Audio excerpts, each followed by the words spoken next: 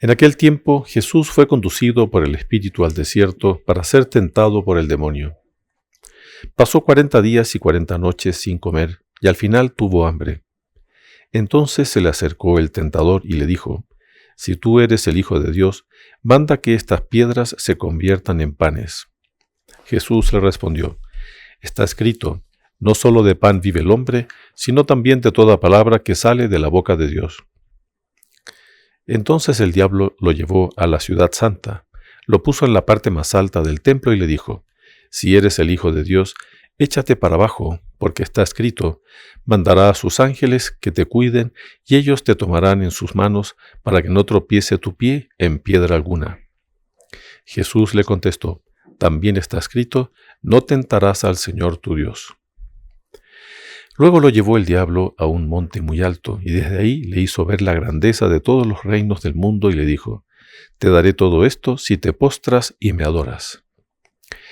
Pero Jesús le replicó: «Retírate, Satanás, porque está escrito, adorarás al Señor tu Dios, y a Él solo servirás». Entonces lo dejó el diablo, y se acercaron los ángeles para servirle.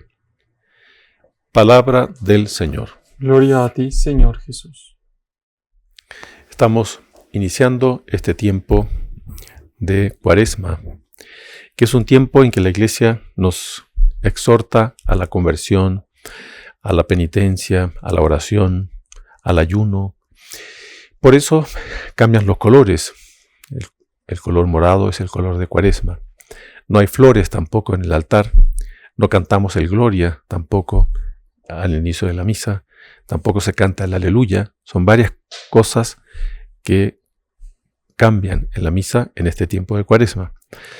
¿Para qué? Para introducirnos en este ambiente en donde debemos aprovechar para hacer un buen examen de conciencia, aprovechar de confesarnos, hacer esfuerzo por corregir defectos, vicios que a veces adquirimos por relajación, porque somos pecadores, el ser humano es pecador.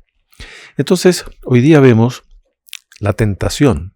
En la primera lectura del libro de Génesis vimos la tentación, como la serpiente tienta a Eva y la induce a comer el fruto que Dios le había prohibido comer. Y Eva cae en la tentación, comete este pecado de desobediencia, pecado de orgullo, etc. Y en el Evangelio también vemos a nuestro Señor que está siendo tentado por el demonio, porque el demonio no sabe claramente que nuestro Señor Jesucristo es Dios. Pero nuestro Señor Jesucristo es Dios que se hizo hombre. Y en cuanto hombre, Él es tentado por el demonio. Entonces, fíjense, aquí entra un análisis un poco al respecto de cómo es que nosotros debemos luchar contra la tentación. Porque la tentación no es pecado. La tentación existe para todos los seres humanos y la tentación nos va a acompañar hasta el fin de la vida. La tentación va a existir siempre. Y la tentación viene por muchos lados. El ser humano es frágil. El ser humano, por el pecado original, tiene una inclinación desordenada, una inclinación al pecado. Entonces, yo debo luchar contra esa tentación. La vida es lucha. Esa lucha interior, todos la tenemos. Entonces, debemos luchar contra la tentación. Entonces, el primer punto importantísimo, la tentación no es pecado. A veces las personas se acercan al confesionario, como sacerdote uno tiene esa experiencia, y uno ve que la persona se está confesando de las tentaciones que tuvo. Entonces, no, la tentación no es pecado. La tentación es cuando yo me dejo llevar. El pecado se da cuando yo me dejo llevar por la tentación. Entonces, ese es un primer elemento. Después, debemos tener bien claro que el ser humano tiene que cuidar su fe. Todos tenemos que cuidar nuestra fe. Entonces, esa fe, para cuidarla, hay que estar atentos. Justamente para eso es necesaria la oración, son los sacramentos, es necesario tener conciencia de que somos frágiles, de que somos pecadores. Debemos ser vigilantes. Nuestro Señor Jesucristo, en en el huerto de los olivos, cuando se estaba preparando para la pasión, Él le dijo a los apóstoles: vigilad y orad para no caer en la tentación.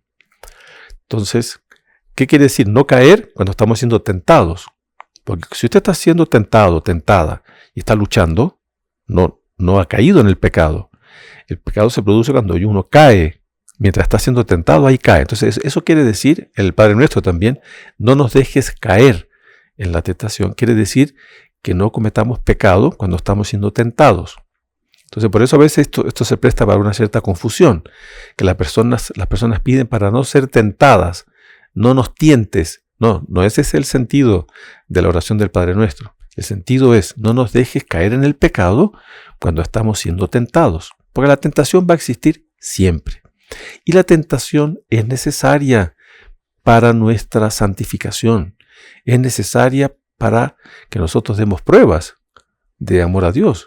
Demos prueba de que estamos luchando contra aquello que es contrario a la ley de Dios. Entonces, cuidado. A veces hay la idea equivocada de querer vivir sin ningún tipo de lucha, sin ningún tipo de tentación. No, la tentación es necesaria, es conveniente, es buena por este motivo que les estoy dando. Uno gana méritos luchando contra la tentación. Bueno, entonces, esa lucha contra la tentación a veces es muy fuerte. Hay tentaciones que son muy fuertes y son persistentes. Entonces, yo debo aplicarme en esa lucha.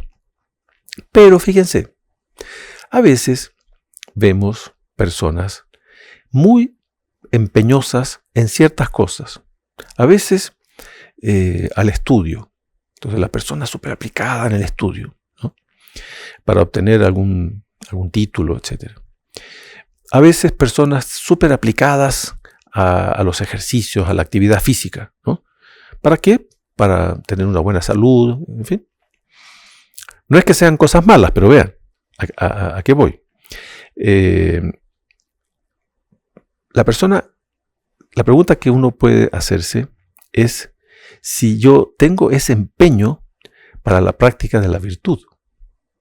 Entonces a veces las personas son, como digo, muy aplicadas para esto, para lo otro, qué sé yo, y para la virtud. ¿Qué es lo que es la virtud? La virtud es el buen hábito de siempre hacer el bien, siempre cumplir con los mandamientos, ser perseverantes, ser piadosos, ser, abnegados, etcétera. Ir cumpliendo con la voluntad de Dios, ir cumpliendo con nuestra vocación, con nuestra misión. Eso requiere esfuerzo, requiere abnegación. Entonces la pregunta que uno puede hacerse es si es que yo aplico ese mismo esfuerzo para la práctica de la virtud que para a veces cosas de intereses personales. Entonces, recordemos que con el pecado original, como dijimos hace poco, nuestra naturaleza se desordenó. Tenemos una inclinación al mal, al pecado, al desorden. Yo debo luchar. Entonces, yo debo aplicarme en esa lucha. Debo ser aplicado. Eva cayó por falta de vigilancia.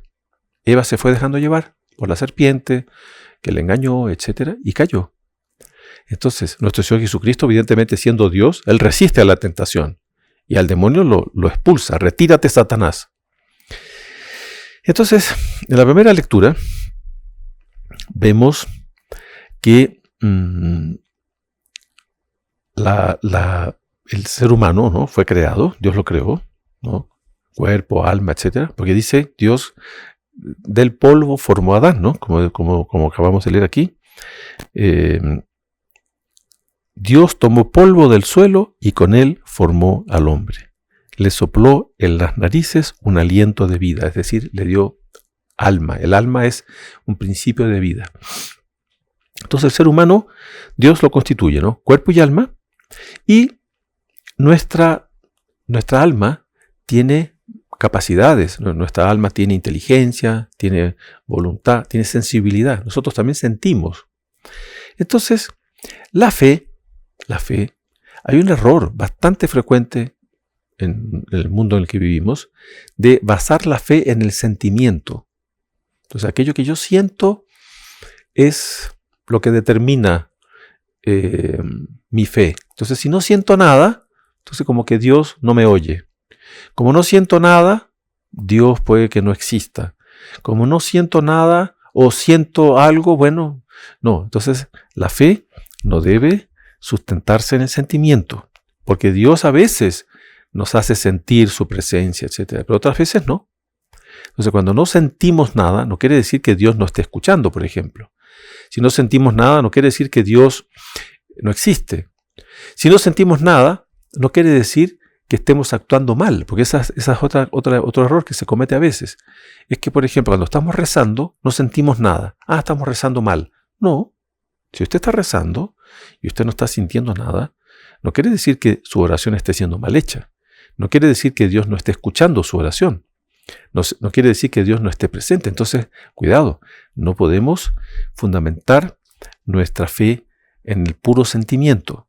El sentimiento puede ayudar, pero en general, el sentimiento, si la persona no toma cuidado, más bien perjudica. ¿Cuánta gente que a veces comenta, ¿no? Padre, cuando rezo no estoy sintiendo nada, así que dejé de rezar porque estoy rezando mal. No, pues, continúe rezando, aunque no sienta nada, esa oración es oída por Dios y es necesario que nosotros recemos para recibir la ayuda de Dios, la bendición de Dios. O sea, nosotros tenemos que pedirle a Dios que nos dé su gracia, su fuerza, su bendición, etc. Entonces, el sentimiento, ¿no?, es algo que el ser humano tiene y debemos ver cómo el demonio nos tienta muchas veces a través del sentimiento. Porque dice, ¿no?, la mujer vio que el árbol era bueno para comer, dice, agradable a la vista. Entonces fíjense cómo el demonio nos hace sentir una atracción por lo que está mal. Porque fíjense, el pecado siempre viene con una atracción. Porque si el pecado no fuese atractivo, nadie cometería pecado. Entonces el pecado atrae.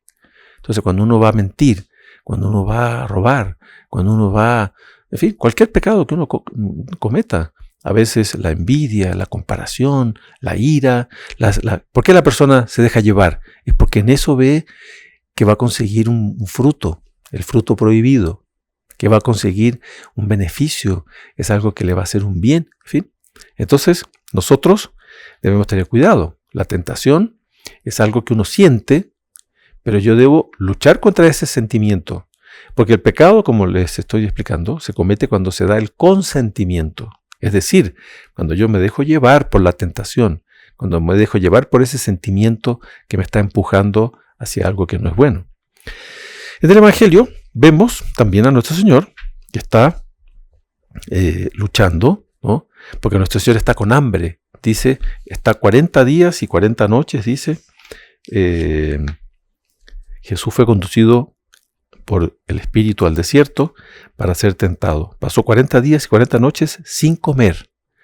Y al final tuvo hambre. Entonces nuestro Señor está con hambre. Entonces el demonio viene y lo tienta.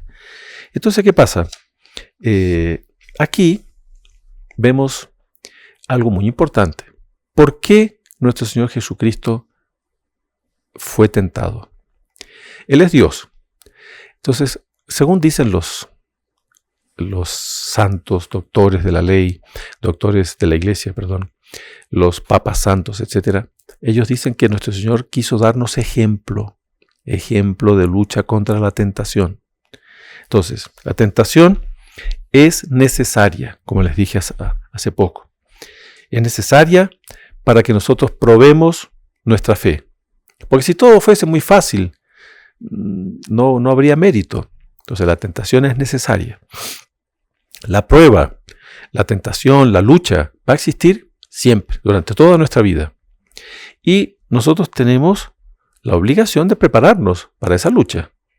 Entonces, ¿cómo nos preparamos? ¿No? Nosotros debemos mantener una vigilancia, debemos mantener una vida de oración, una vida de práctica de la virtud. Entonces, nosotros tenemos que saber que la tentación existe, la prueba existe, la lucha existe. Entonces, cuidado con dejarnos llevar por esa idea equivocada de querer vivir en paz. La gente dice, no quiero vivir en paz, quiero tranquilidad, Oiga, no. O sea, usted va a vivir en paz cuando esté luchando contra la prueba. Esa paz interior yo la voy a tener en la medida que esté siempre luchando contra las dificultades que aparecen en la vida, las tentaciones, cuando vienen nuestras malas inclinaciones que nos empujan, ¿no?, al desorden. Entonces, Dios permite que seamos tentados. No es que Dios quiere que caigamos en la tentación. Él permite la tentación para que luchemos y ganemos mérito. De esa manera nos fortalecemos, nuestra fe se fortalece y nuestra virtud también. Vamos practicando la virtud, vamos creando el buen hábito.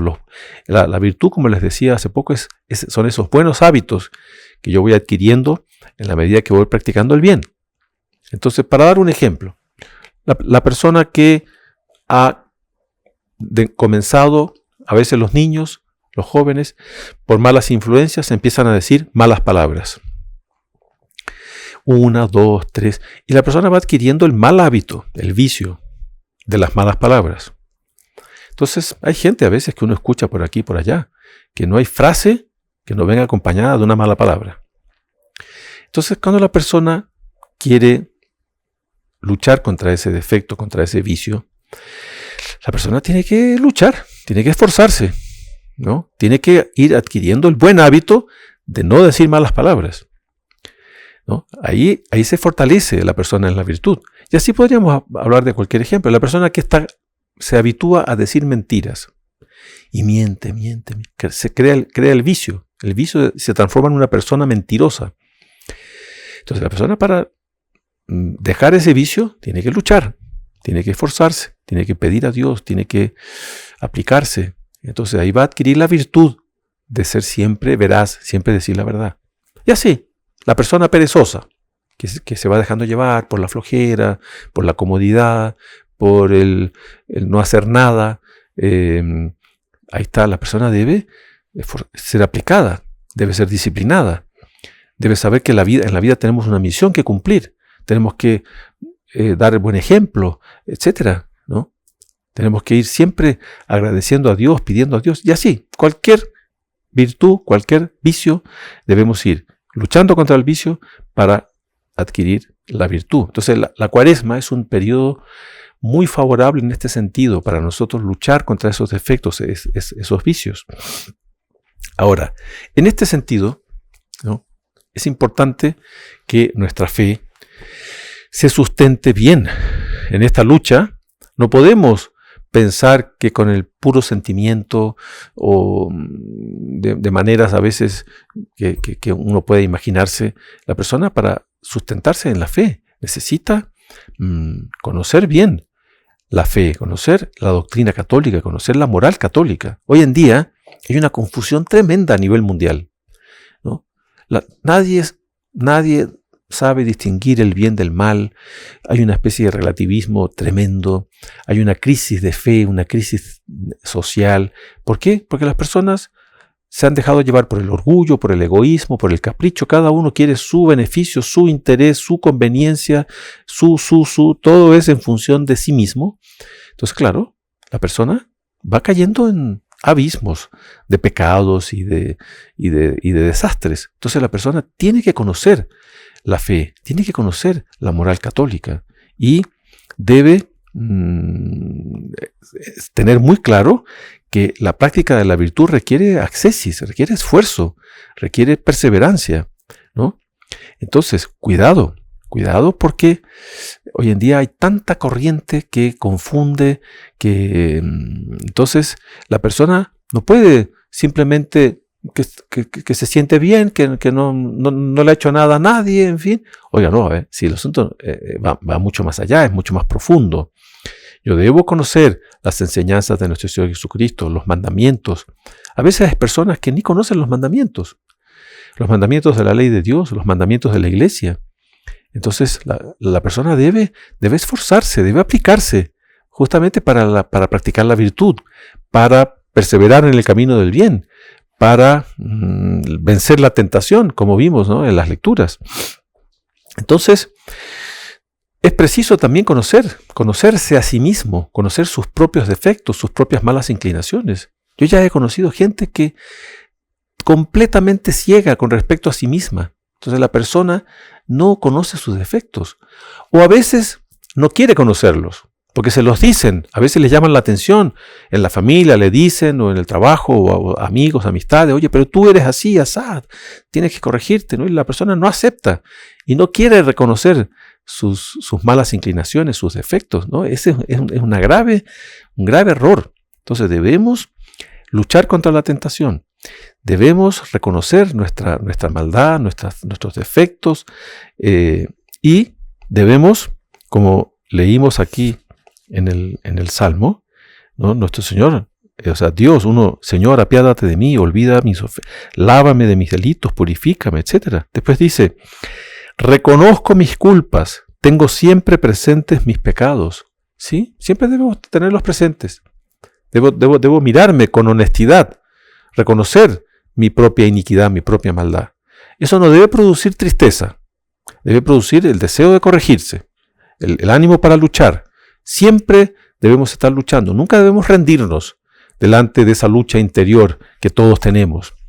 Entonces, ahí está una reflexión para este inicio de Cuaresma, para que nosotros saquemos el mejor fruto. La Cuaresma es un periodo importante del año, un tiempo litúrgico importante para sacar frutos de santidad, frutos de conversión, frutos de mejora espiritual. Hay gracias especiales en este periodo para nuestro bien personal, para nuestra conversión, para nuestro cambio de vida.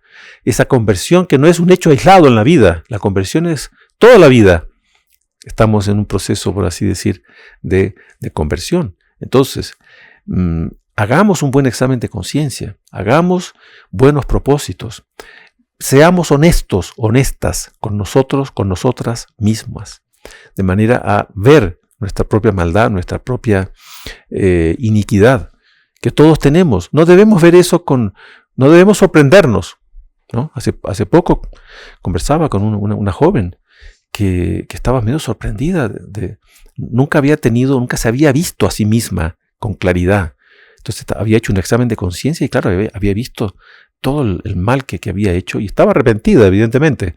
Pero nunca ya era una persona adulta, nunca había hecho un examen de conciencia profundo, serio.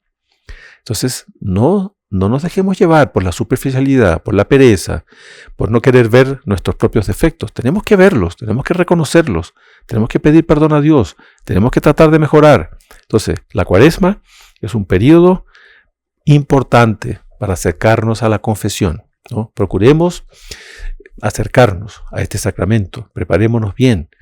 Y hay que buscar. Hoy en día a veces es difícil encontrar sacerdotes, a veces hay que buscarlos durante la semana, a veces el domingo es difícil porque están todos celebrando misa. En fin, cada uno tiene que buscar los medios de acercarse a este sacramento, reconocer la propia culpa y preocuparnos en este tiempo de Cuaresma de progresar en nuestra fe, en instruirnos también. Esa fe que nosotros tenemos, esa fe hay que cuidarla. Y uno de los modos de cuidarla es instruirla bien, alimentar bien esa fe y después vivir en coherencia con la fe. Alabado sea nuestro Señor Jesucristo. Por siempre sea alabado.